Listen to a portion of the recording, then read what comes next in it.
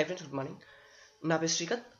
Particular ఈ క్లాస్లో మనం డేట్ ఫంక్షన్ గురించి తెలుసుకుందాం.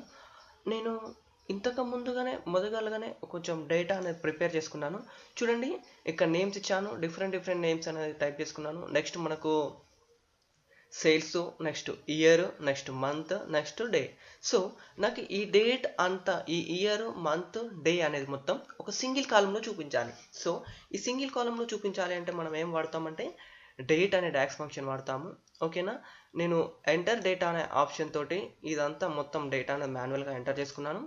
ఓకేనా, తర్వాత నెక్స్ట్ మనకు న్యూ కాలం క్లిక్ చేయండి. చూడండి, న్యూ కాలం క్లిక్ చేసిన తర్వాత డేట్ అని టైప్ చేయండి. చూడండి, ఫస్ట్ మనకు date, next year, month, day. Returns the specified date in date format. అంటే మనం చూడండి, ఇప్పుడు డేట్ అనేది క్లోజ్ చేశాను.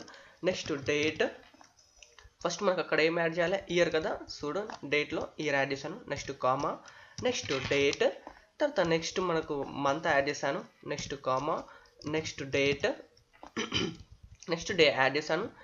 ఒక్కసారి ఇది క్లోజ్ చేశాను. చూడండి, ఇప్పుడు మనకు డేట్ ఫార్మాట్లోకి ఆటోమేటిక్గా కన్వర్ట్ చేయడం జరిగింది.